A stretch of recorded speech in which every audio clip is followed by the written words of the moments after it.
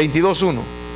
Yéndose luego David de ahí, huyó a la cueva de Adulam. Adulam significa refugio o justicia del pueblo, también significa lugar de reposo. Dice que llegaron toda clase de personas con toda clase de problemas, y cuando sus hermanos y toda la casa de su padre lo supieron, vinieron ahí a él. ¿En dónde estaba David? En la cueva de Adulam. ¿Qué significa Adulam? Justicia del pueblo, refugio o lugar de reposo. Y se juntaron con él todos. ¿Quiénes están ahí? ¿Quiénes están ahí? Los amargados, los afligidos, todo el que estaba endeudado, los que se hallaban en amargura. Así otra versión dice los amargados, porque habla de los que estaban en amargura de espíritu. Y fue hecho jefe de ellos, y tuvo consigo, ¿como cuántas personas? Como 400 hombres. Y se fue David de ahí a Mizpa de Moab, y dijo al rey de Moab: yo te ruego que mi padre y a mi madre estén con vosotros hasta que sepa lo que Dios hará de mí. Entonces quiere decir que llegaron toda clase de personas con toda clase de problemas a David, pero solo los que estaban dispuestos a salir de la cueva podían recibir ministración. Los demás podrían seguir viviendo en ella con sus dilemas. Entonces Dios usó a David para ministrar a todos los que llegaban a él, para hacer de ellos hombres esforzados y valientes. ¿Qué fue lo que sacó David de esos 400 hombres? ¿Alguien se recuerda? 300 ¿qué? Valientes, guerreros adiestrados para la batalla. De los 300 sacó la 10ª parte, que eran 30, que eran sus oficiales de seguridad, hombres que sabían manejar la espada con la mano derecha y con la mano izquierda, hombres que en la guerra, en alguna ocasión, se le quedó pegada la espada de tanto que la usó más de 8 horas. Y sabe cuál es la espada, ¿verdad? Imagínate que pudiéramos hacer nosotros un bibliatón, que leamos 24 horas la Biblia, que nos dispongamos en el santuario a continuamente leer la Biblia, empezar quizás desde el libro de Proverbios y seguir en el libro de los Hechos de los Apóstoles para las epístolas, pero que fuera cada uno con su segmento para la lectura.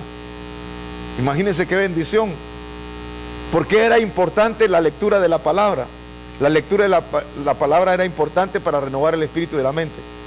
Imagínate esto: el sumo sacerdote solamente entraba una vez al año al lugar santísimo.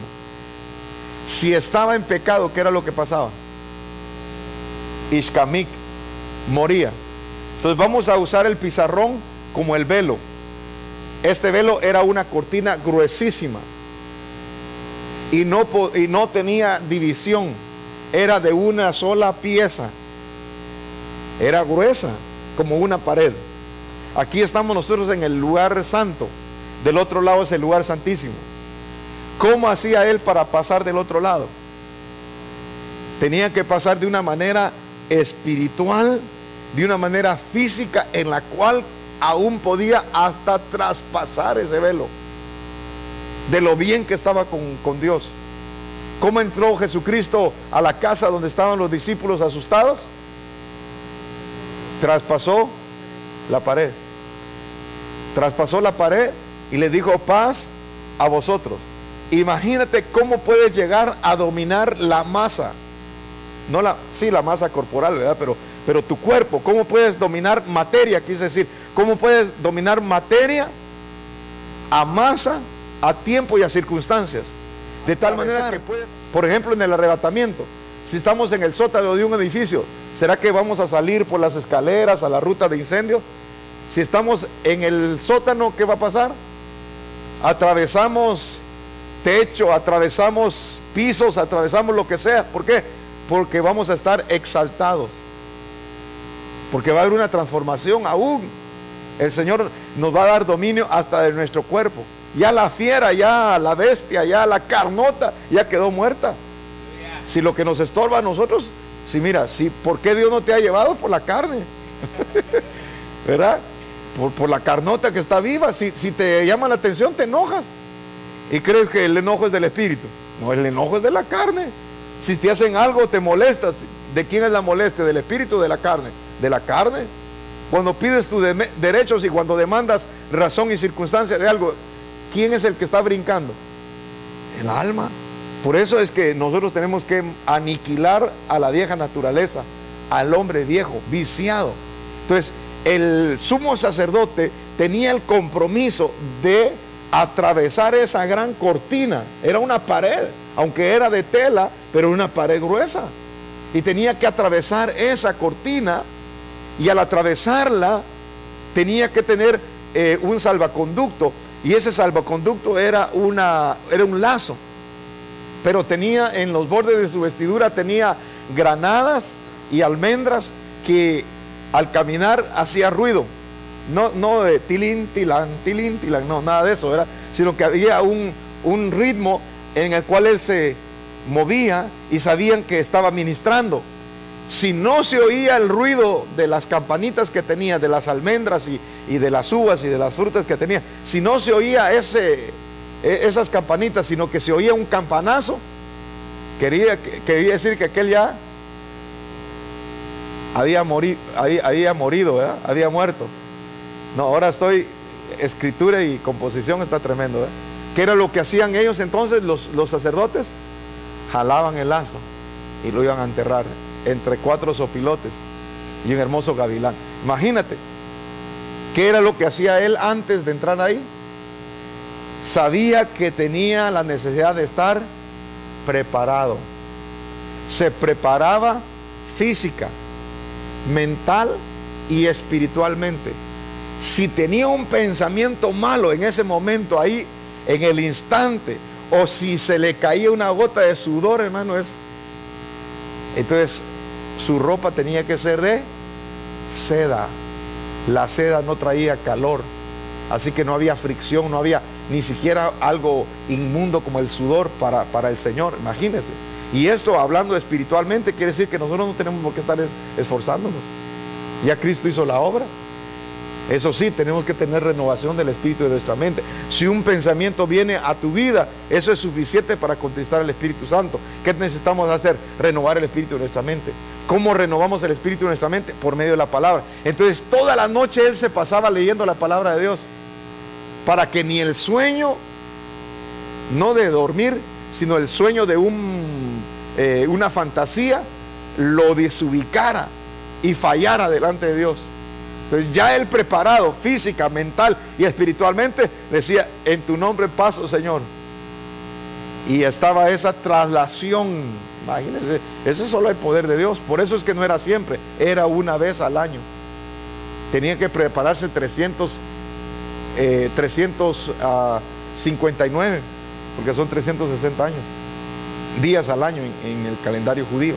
Entonces tenía que pasar él 359 días preparándose para la ceremonia, preparándose para la ocasión de ministrar en el lugar santísimo, ahí solamente donde estaban los querubines, ahí donde estaba el arca del pacto, ahí donde estaba la vara que había retoñado de almendra, ahí donde estaba que nunca se pudrió.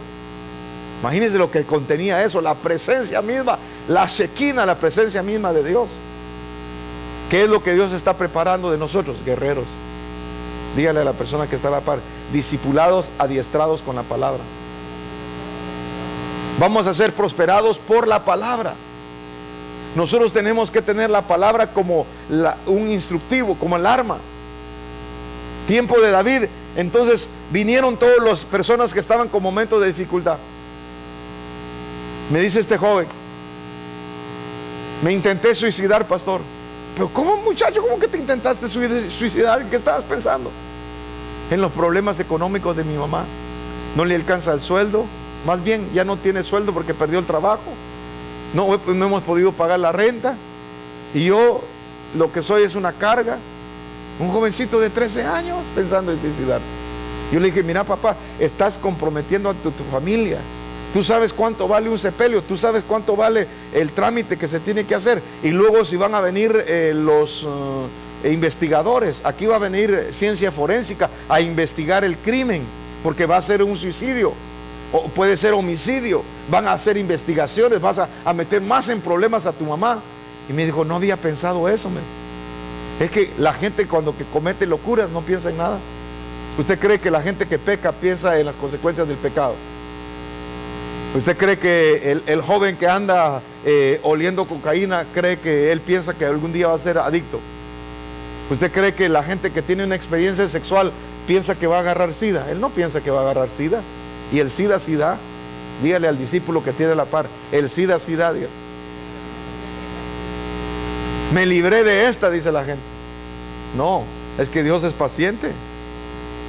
Así como me libré la primera, así me voy a librar la segunda. Eso fue lo que dijo un muchacho. Su papá con mucha vergüenza me llamó y me dijo, pastor, ¿qué podemos hacer por mi hijo? Fíjese que me están pidiendo 35,000 para fianza.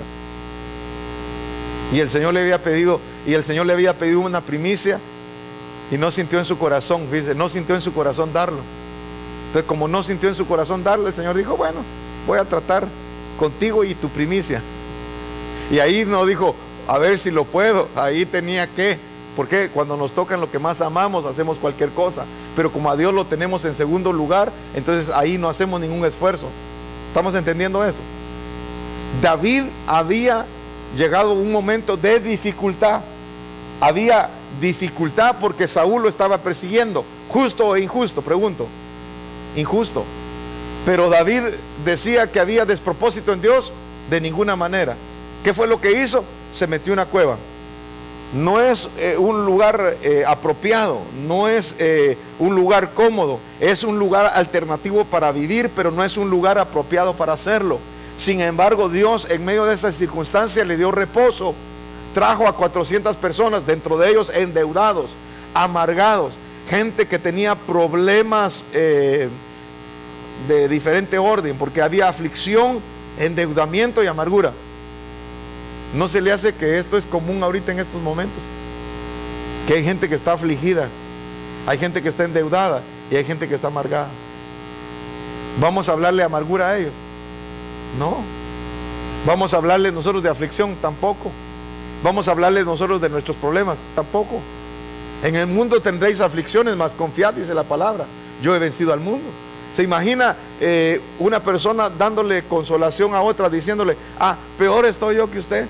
Así que confórmese. Mire qué consuelo le va a dar.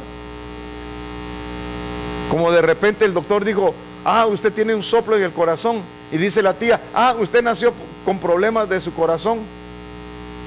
En lugar de decir, por las llagas de Cristo ha sido sanado. Qué tan fácil es dar palabras negativas, ¿verdad? Pero rapidito, ni lo piensa, ya lo tiene. Hay gente que es maestra en la lengua, pero no porque domine los idiomas, sino porque es fácil para dar palabras negativas. Es fácil para hacer cargar a una persona cuando en realidad lo que él necesita es salir de esa experiencia.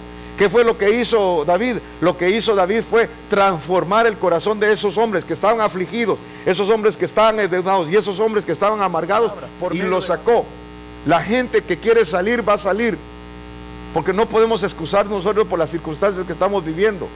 No podemos nosotros agarrar de chivos expiatorios a nuestros padres. Es que ellos lo que me heredaron, es que las deudas que yo contraje por ellos. No. Nosotros tenemos una transfusión de sangre, la sangre de Cristo Jesús por medio de la cena del Señor.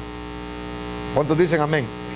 Asimismo, en tiempos de necesidades profundas en la vida de los hombres, Dios te quiere usar para su gloria, llevando buenas nuevas a los abatidos de corazón. Por eso fue el mensaje de Jesucristo impactante, porque cuando Él se paraba, leía rema, no leía cualquier palabra, leía palabra rema, y decía, hoy se ha cumplido la escritura delante de vosotros. El Espíritu del Señor está sobre mí, porque me ha enviado a proclamar el año de las buenas nuevas, a proclamar el día del Señor fuerte y terrible, pero también darle esperanza al que estuviera en cautivo, apertura de la cárcel, al abatido de corazón, hacerlo libre por esa palabra. Entonces vamos a ver, por favor, libro primero de Reyes, capítulo número 19. Libro Primero de Reyes, capítulo 19. Y vamos a ver el punto número 3. Hasta el más fuerte desmaya. Y no lo estamos diciendo sarcásticamente, escuche bien. Lo estamos haciendo con todo respeto que se merece el siervo de Dios, Elías. Elías fue un hombre poderoso, profeta. Pero dice Santiago el apóstol que era un hombre con las mismas debilidades que nosotros. Sin embargo, oró al Señor y el Señor le escuchó. Y detuvo que el cielo dejara de llover por 3 años y medio. Una vez más oró y el cielo cayó. Hay mucha gente que solamente ve la primera parte. Elías conforme las pasiones, igual que nosotros. Bueno, entonces sigo con mi pasión. No. Vamos a ver si oras y deja de llover. Y ahí es la diferencia. ¿Estamos de acuerdo en eso? Cuando Acab llegó a su casa, le contó a Jezabel todo lo que Elías había hecho, incluso la manera en que había matado a todos los profetas de Baal. Entonces Jezabel le mandó este mensaje a Elías: que los dioses me hieran e incluso me maten si mañana a esta hora yo no te he matado, así como tú los mataste a ellos. Imagínense, viendo que el peligro, verso 3, se levantó y se fue para salvar su vida, y vino a Berseba, que está en Judá, y vino y dejó ahí a su criado. Entonces básicamente salió, ¿qué? Huyendo de una persecución, después de haber matado 850, porque eran 400 más los otros 5, eran total unos 850 falsos profetas de Baal en el monte Carmelo. Entonces Elías salió huyendo por la amenaza de una mujer quien decía iba a quitarle la vida por haber matado a dichos profetas. Lo que se oye afecta nuestras emociones positiva o negativamente. Lo que se cree de lo que se oye nos destruye nuestra autoestima. Oiga, por favor, lo que se cree de lo que se oye afecta nuestra autoestima. Si usted oye un comentario negativo respecto a usted, inmediatamente eso le baja su autoestima o se la sube. Si usted le dice qué bien hizo el trabajo hoy, usted sale con una autoestima alta. Pero si le dicen mira, fatal, su autoestima la bajan con la palabra que usted oyó y la creyó. Pero cuando usted es renovado por la palabra, aunque oiga, usted no lo cree. Usted dice yo soy hijo de Dios. Aunque este me diga que yo no puedo, yo reconozco que todo lo puedo en Cristo que me fortalece. Me dice que yo soy un cualquiera, la palabra de Dios me dice que yo soy un hijo de Dios. Yo soy un especial tesoro. Yo soy templo y morada del Espíritu Santo. Porque se puede uno afectar. Por ejemplo, fíjense que tan cuidadosos que son los americanos en el inglés. ¿Cómo le llaman? Ya platicamos de esto. ¿Cómo le llaman a estas cositas que se les sale a las damas aquí alrededor? Love handles. Fíjese tan suavecito que se lo ponen. Pero pregúntele al latino cómo le llaman. Llantas, lonjas. Y si le dice algo, si le dice a una dama, ¿cómo se siente una dama? ¿Cómo se sienten? Se enoja, se siente mal, se deprimen, le baja la estima. Pero si por el contrario dice, parece que está perdiendo de peso, se siente como que si es el mejor piropo que le han dicho en toda su vida. Entonces afecta emocionalmente las formas en que se habla y de lo que se cree, porque puede afectar. Muchas personas le afectan su autoestima, si gana de peso o si pierde de peso. Por ejemplo, uno no quiere envejecer. ¿Cuántos de los mayorcitos aquí después de los 40, entre los 50 y pasando ahí al límite de velocidad que son los 70 y frenando con motor? ¿Cuántos de ustedes ven la edad que están pasando como un obstáculo a todo su funcionamiento? Es lógico, ya no se mira igual. Ya se tiene que, para mirarse, el objeto ya tiene que, imagínense, aquí son 40, aquí son 50, aquí son 60. Ya de 70 ya tiene que usar lentes. ¿Verdad que sí? O bueno, ya vi ahí, As Seen on TV, hay una reglita que se puede extender, ¿cómo se llama? Que le puede extender hasta la graduación, ¿verdad? 70, 80. Pero ya son parte de la edad que no tiene que uno dejar que se le venza. Entonces, aún Elías, que tenía un temperamento tremendo: si yo soy siervo de Dios, que caiga fuego del cielo y los consuma. 50. Vinieron otra vez, varón de Dios, ay, si soy varón de Dios, que los consuma. Otros 50, y ahí iban 100. Llegó el otro y dijo: Magui, Dios mío, dijo, yo sé que tú eres siervo de Dios. Es decir, como diciendo, no me tires el lanzallamas, ¿ya? A Elías le decían el botafogo en portugués, ¿verdad? Le decían el lanzallamas. ¿Se acuerda de ese equipo que inventaron los alemanes, que el torch, ¿cómo se llamaba? Flamethrower. Así le decían a Elías. Y llegó aquel, imagínense, llegó con extinguidores, llegó con ropa antillamas, llegó así despacito: mira, yo soy padre de familia, esposo de una mujer que me ama y que su corazón se le quebraría si me recoge achicharrado. Ten misericordia de mí, te llama Acab. Y dijo Elías: bueno, está bien, voy para allá. Dile que se apure porque la lluvia ya viene. Y solamente había visto el puño, y con solamente el puño que había visto en el horizonte dijo: va a llover. Era un hombre tremendo de Dios, y ahora temblando. ¿Y quién no iba a temblar? Jezabel. Ese era el diablo vestido de mujer. Si el espíritu de Jezabel es un espíritu que entró a la iglesia de tal manera que ofrecía una falsa espiritualidad, se le denomina el profetismo.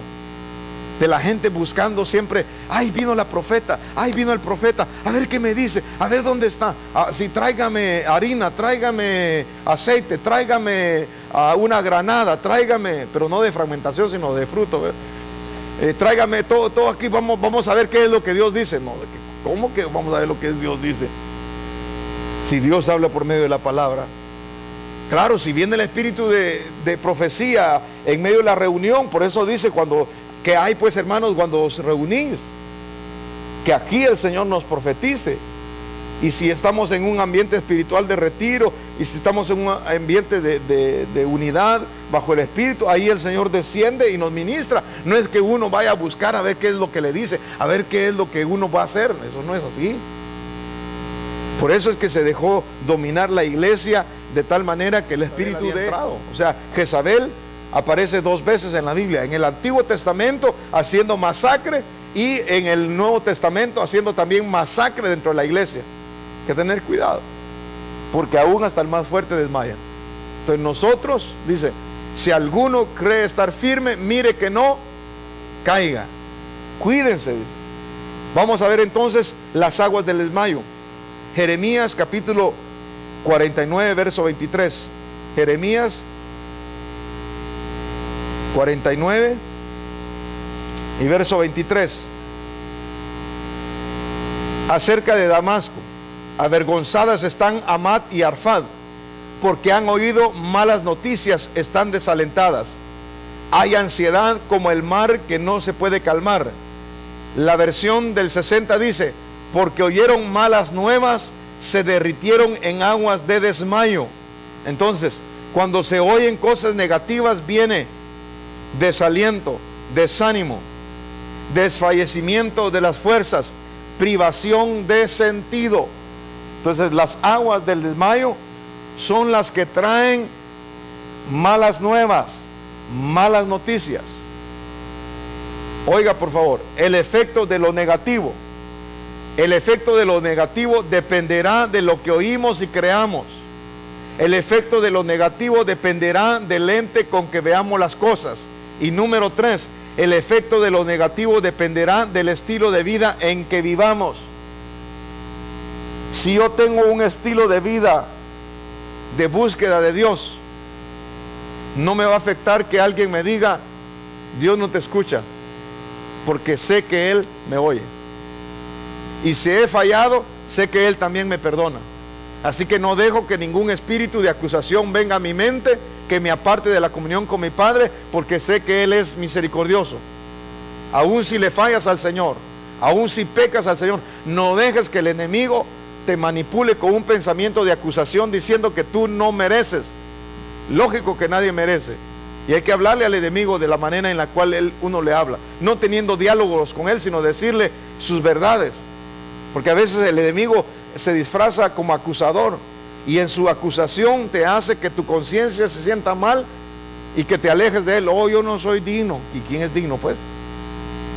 Yo no soy santo. ¿Y quién es santo, pues? Nosotros somos dignos y santos solamente por Jesucristo. De lo contrario, nosotros ni siquiera tuviéramos parte en entrar dentro de la presencia de Dios. Entonces, mi estilo de vida tiene que ser de comunión con el Padre. Discípulos, por favor, denme su horario de la hora que van a orar ustedes delante de la presencia de Dios. ¿Se recuerda que dijimos desde ya hace un mes que teníamos que orar por lo menos una hora diaria?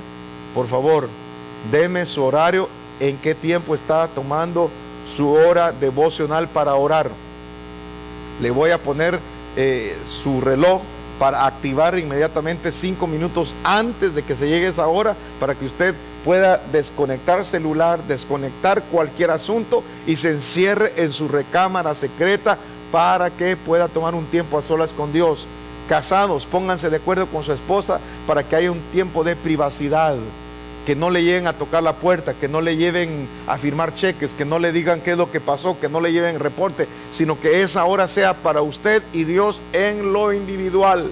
Necesitamos crecer. Mire, aún hasta en el fin de semana uno puede sentir la necesidad de estar a solas con Dios.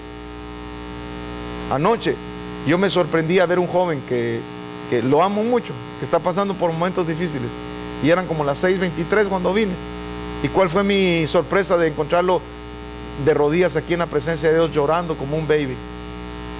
Y yo no me puedo arrodillar, y como no me puedo arrodillar por el problema que tengo, y como no había mucho pueblo, levanté mi pierna izquierda sobre eso y me acosté sobre la, no sé si me viste, me acosté sobre las gradas así, mire, y dejé mi pierna doblada y mi pierna extendida y mi rodilla derecha postrada así, agarrándome de la grada, al verle el impacto de mi corazón de este muchacho llorando en la presencia de Dios. ¿Qué era lo que sucedía cuando Pablo miraba a Timoteo? Veía sus lágrimas, loco. Me conmovió tanto, hermano, que pasó no sé cuánto tiempo pasamos en la presencia de Dios. Cuando uno tiene un estilo de vida diferente al que los demás, puede surgir enemistad. ¿Qué importa? Dios se va a glorificar. Y qué precioso que cuando vine en sí, teníamos esas ventanas abiertas, yo no las había visto. Y rápido me vino el rema de parte de Dios. Daniel hizo lo mismo. Daniel abrió sus ventanas y no le importó que sus enemigos lo miraran. Que nosotros no tenemos que andar en temor, hermano, por darle al Señor lo que a Él le pertenece. A Él le pertenece la alabanza. Ahora, si alguien está en pecado y está tocando los instrumentos, está profanando las cosas santas. Y si no ha caído muerto, ha sido por la misericordia de Dios. Pero los instrumentos no se tocan con manos contaminadas. Una cosa es que estemos en la gracia y otra cosa es que nosotros nos estemos aprovechando de la gracia de Dios y queramos vivir como nos dé la gana, aún, hermano, estando en el altar. Mucho cuidado para todos, porque Dios quiere que nuestro estilo de vida sea una realidad, no religión, no hipócrita. Sí podemos fallar, sí podemos pecar, sí podemos cometer errores, pero tenemos que tener sinceridad. ¿O acaso no pecaba David? David pecaba, pero reconocía que tenía un Padre de misericordia y se acercaba a Él. ¿De dónde salen las mejores experiencias y las mejores expresiones de David? Sino de sus experiencias personales. Esos dichos que salen de su boca como: ten piedad de mí conforme a la multitud de tus piedades, borra mis rebeliones, contra ti he pecado y he hecho lo malo, porque se humillaba delante de la presencia de Dios. Y Dios lo perdonaba, y de ahí decía: bienaventurado aquel varón a quien no le imputas el pecado, a quien no le tomas en cuenta el pecado. Y el Señor ya casi con las 9 milímetros para darle en la 100 de una vez, para darle en la torre, como dicen, en la cabezota ahí por el pecado que había cometido. Lo tenía así el Señor, pero bien enojado con David. Y le decía a David: Señor, pero si me matas, ¿quién te va a adorar? Aleluya. Es que ese era chispudo. Entonces decía: los muertos no pueden adorarte. Ok, pues levántate, te voy a dar otra oportunidad. Y ahí se sacudía y decía: Señor, ahora ya no, ya ¿Y acaso tocó a su octava mujer? Pues Abigail ni siquiera la tocó en el orden sexual, solo para calentarse sus huesitos, no porque ya estaba viejo, porque estaba chispudo todavía. Imagínense, ya había pasado el límite en el cual él había reconocido que otra más, y ahí sí, Ishkamí. Yo digo, Señor, gracias porque me diste 7 mujeres y aprendí. Con esta 8, Señor, te prometo que ahora sí. Entonces le dijo, este reinicio, va pues, pero no vamos a imitar nosotros, Señor, la primera, no, la segunda, de 2 a 3 caídas. Si no ha podido restaurar la primera, olvídese con la segunda.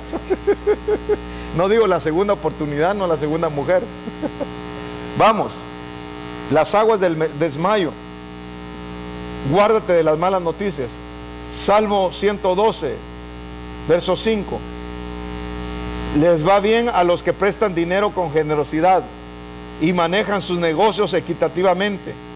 A estas personas no las vencerá el mal.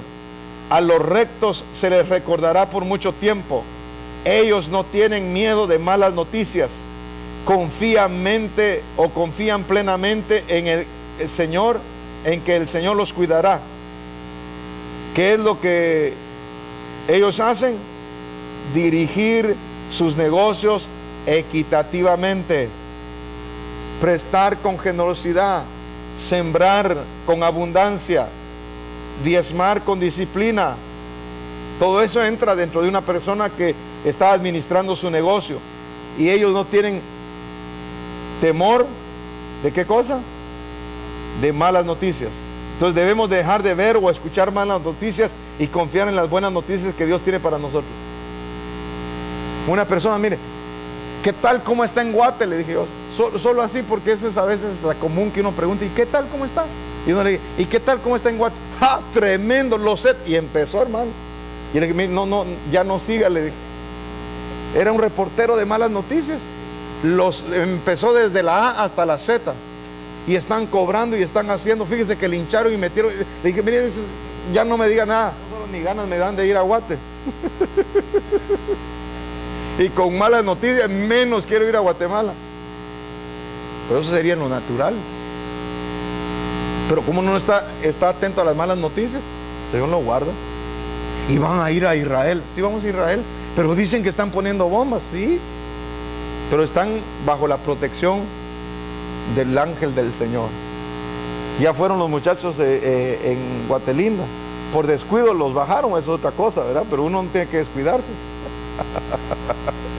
¿Verdad? O sea, si se descuidan, ahí los bajan. Pero si uno está alerta, izquierda, derecha, al frente, atrás, y encomendando al Señor y todo haciendo bajo el control. Pero si imagínese, uno da puerta al enemigo, el enemigo es fácil entrar. No tiene que tener uno temor de malas noticias. 25 de Proverbios. Mire este pasaje precioso. Este es número 5, el portador de buenas noticias.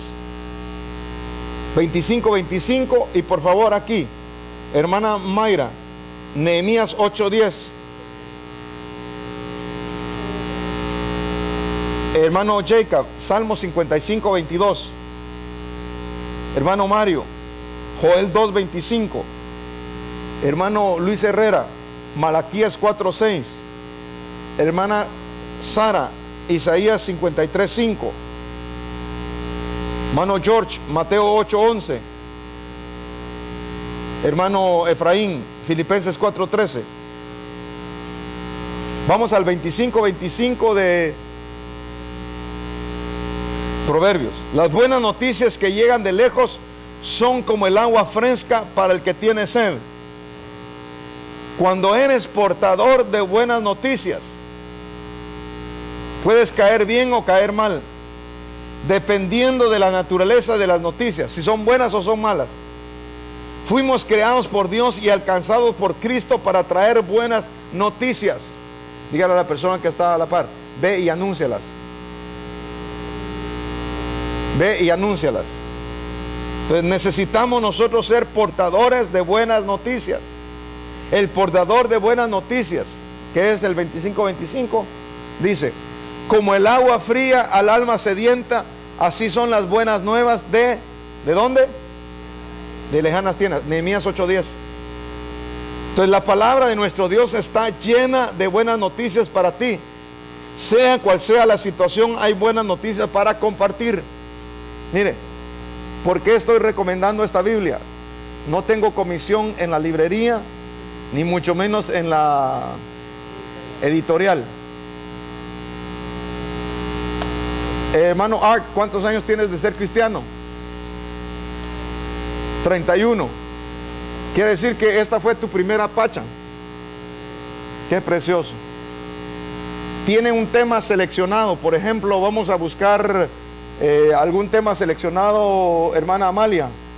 Un tema que se venga a su mente ahorita en este momento. No, tema. Hermano Julito, ayúdele a la sierva. Allá está la hermana. El perdón, vamos a buscar perdón. Buscamos la palabra perdón. Entonces está en la P y vamos a ver si tiene perdón. Perdón hay. Perdón de pecados. Perdón mutuo, un mandamiento. Perdón a mis enemigos. Perdón de pecado, se puede hacer una oración por él. El perdón de pecados está prometido. Y ahí tienen un sinnúmero de lecturas bíblicas. Hermano Julito, un tema. ¿Cómo? Liberación, vamos a ver, que está un poquito más moderno ese tema. Pero vamos a ver si lo tiene aquí, liberación. Sí, tiene liberación. Liberación de Lot, liberación de Israel, liberación de Daniel, Sadrach, Mesach y Abednego, la liberación de los apóstoles, la libertad otorgada por el Evangelio. Hermana Amalia, otro tema. Amor. Vamos a ver amor. Bueno, a mordidas dijeron los Gálatas que no se agarraran. Les dijo, cuidado de los perros, no os mordáis, a mordidas. Bueno, pero esta es otra, este es amor. ¿Estamos aprendiendo? Amor a Dios, mandamiento. Bendición del amor, el amor fraternal, el amor de los maridos. ¿Cuántas esposas dicen amén? Aleluya, algo consolado, ¿verdad? Amor a Cristo, amor al prójimo, amor al dar dinero, amor mandamiento. Ouch, dijo alguien por ahí. Amor de sus señales y resultados. Evidencias del amor, las señales y resultados del amor, los ejemplos de Cristo en el amor al mundo censurado, 1 Juan 2:15. Entonces este tiene índice de temáticas seleccionadas, tiene ese índice también. Vamos a ver, además de eso, estoy pasando muy rápido y ya me lo pasé. La concordancia bíblica, un pasaje que uno no encuentra inmediatamente lo tiene. ¿Por qué es importante tener esta clase de herramientas? Porque uno sabe darle una palabra correcta a una persona. Cuando alguien está pasando por momentos difíciles, uno inmediatamente tiene una palabra certera. ¿Por qué?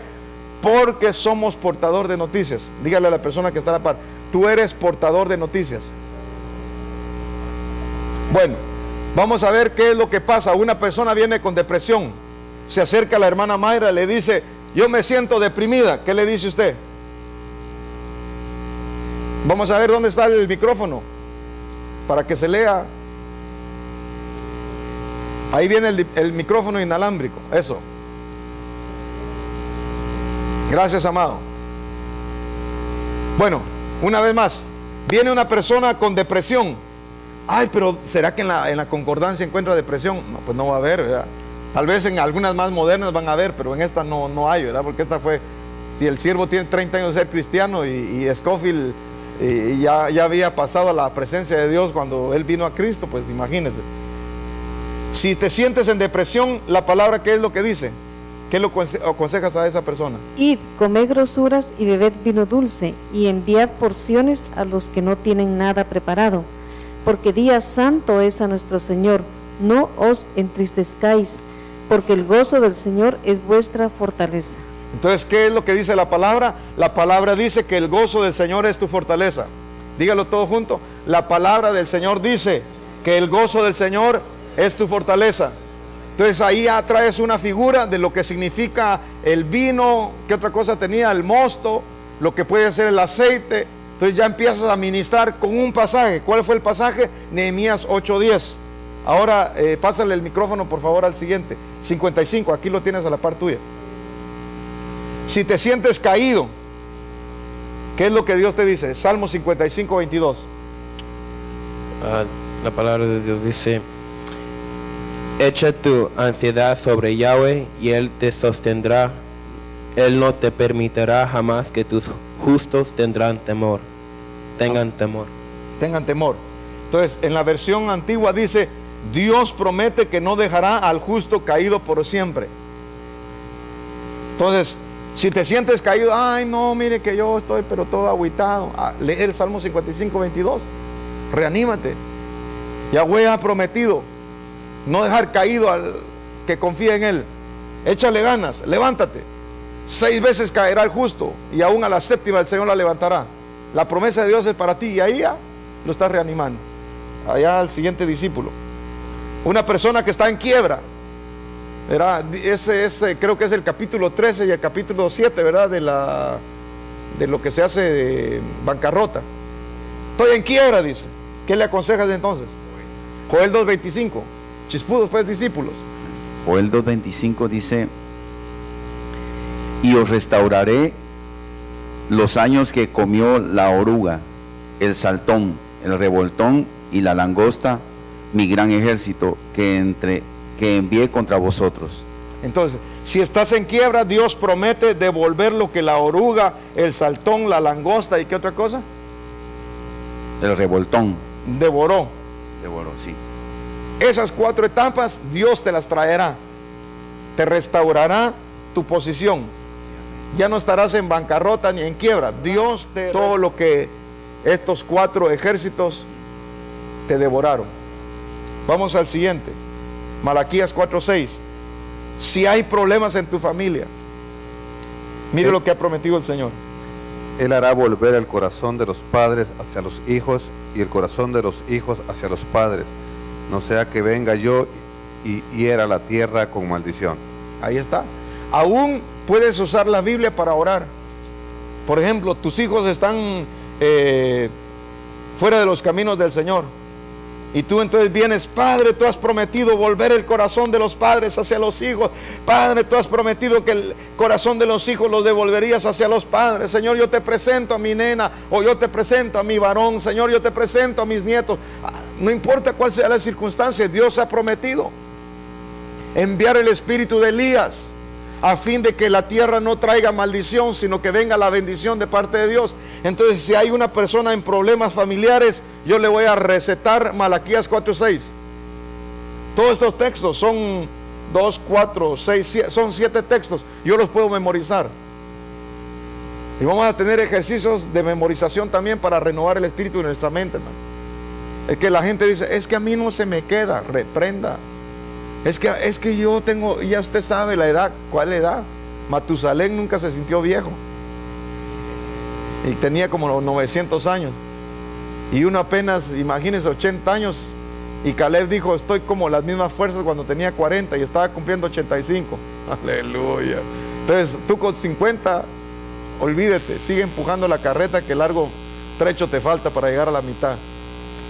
Vamos a ver entonces una persona que le dice: ay, fíjese, y aún hasta tosiendo: fíjese que me encontraron esto, me encontraron lo otro, me diagnosticaron. Lo común de la gente con achaques, ¿verdad? ¿Ha oído a la gente que anda con achaques?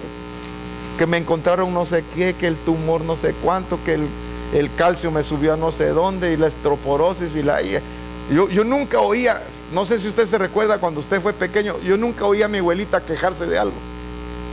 Yo nunca oía a mis abuelos decir: oh, fíjate que no sé qué, esas enfermedades como diabetes, ni se mencionaba, creo que era mala palabra antes. Y ahora hasta los cristianos dicen: mi diabetes, dice. Reprendo, suya tal vez, mía, ¿no? Se apropiaron de las enfermedades: mi diabetes, mi colesterol, dice. No, esas no son enfermedades para el cristiano. Alguien dijo: Dios nunca le dará un tumor a un... Si nosotros como padres no les damos cosas malas a nuestros hijos, cuanto más nuestro Padre Celestial. Nuestro Padre no le va a dar un tumor a un hijo. Toma para que te entretengas, mi hijo, tu tumorcito, a ver cómo te va. O tu hernia en el ombligo. Ah, Padre Santo. ¿Cómo? O la hernia en el disco 49, porque ahora hasta las vértebras, hasta la gente conoce las vértebras. Me habló el doctor y me dijo: mira, y de todo lo que me habló que se me quedó. Y me dijo un varón, ¿y qué te pasó? Y empecé yo, era el hematoma, y te acuerdas que empecé a hablar y se me quedó. ¿Y qué es eso? Me dijo. Un golpe que me di, un chinchón, un morado. Y es que me habló como doctor, me dijo, sí, a veces uno hasta se perfecciona, ¿verdad? Que la vértebra no sé qué, del disco no sé cuál, y que no sé qué, que ahí se le metió la no sé qué, y que le jala la asiática, la no sé qué. Dice, hasta le mandan hasta Asia la enfermedad. La asiática, la africana, la latina, la María, la Juana. Vamos a ver entonces, hermana Sara. Isaías 53:5. Mas él herido fue por nuestras rebeliones, molido por nuestros pecados.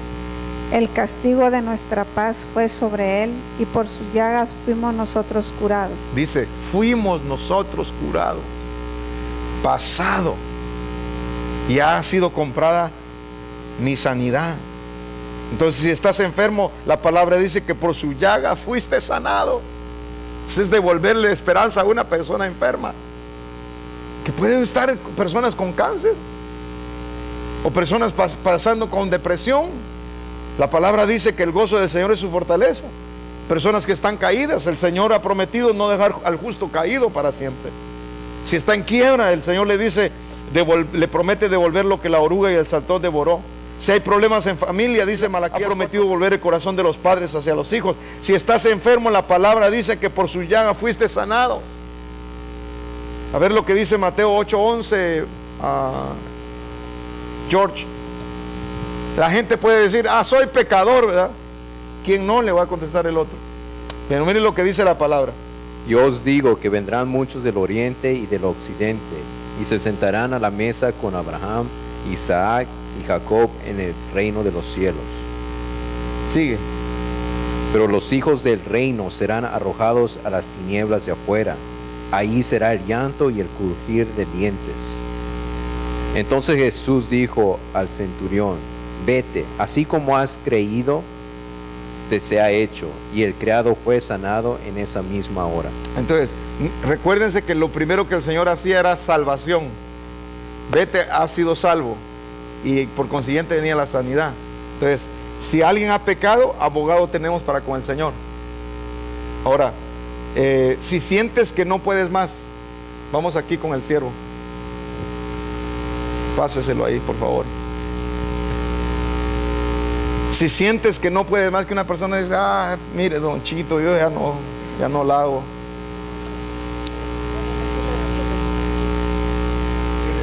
¿Qué le recomienda a usted? Y si lo repites todas las veces que venís al culto, hijo.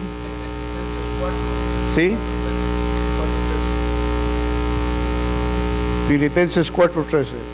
Todo lo puedo en Cristo que me fortalece. Ya te acordaste ahorita. Dele un aplauso al Señor por la vida de Efraín. Entonces, si alguien le dice, fíjese que siento que ya no puedo más, los problemas están tan difíciles, don Efraín, no se agüite usted. Todo lo puede en Cristo que le fortalece. Él lo va a sacar adelante. Mire, Filipenses 4:13 lo que dice. Y ahí ya le recuerdas tú la palabra. ¿Estamos bien? Amén. Entonces vamos a ver la última parte, que es la sexta. ¿Qué haces en la cueva? Pregúntele a la persona que está ahí a la par, ¿qué haces en la cueva? Cuando Elías lo oyó, se cubrió la cara con su capa, salió y se paró a la entrada de la cueva. Entonces una voz le dijo, ¿qué haces aquí, Elías? Véalo por favor en libro primero de Reyes, capítulo 19, verso 13. 19:13 de Reyes. Porque acuérdese que pasó un grande y poderoso viento, ¿verdad? Después pasó un terremoto. Y de ahí dice que después del terremoto un gran fuego. Y después el fuego vino un silbo apacible. Y cuando oyó Elías, cubrió su rostro en su manto. 19:13. Y salió y se puso a la puerta de la cueva. Y a que vi una voz diciendo, ¿qué haces? ¿Qué le dijo? ¿Qué haces aquí, Elías? Él volvió a responder, he servido con gran celo al Señor Dios Todopoderoso, pero el pueblo de Israel ha roto su pacto contigo, derribó tus altares y mató a cada uno de tus profetas. Yo soy el único que queda con vida y ahora me buscan para matarme a mí también. Entonces el Señor le dijo: regresa por el mismo camino que viniste y sigue hasta el desierto de Damasco. Cuando llegues ahí, unge a Hazael para que sea rey de Aram. Entonces cuando Elías salió de la cueva, ¿qué fue lo que le pasó? Escuchó a Dios hablarle.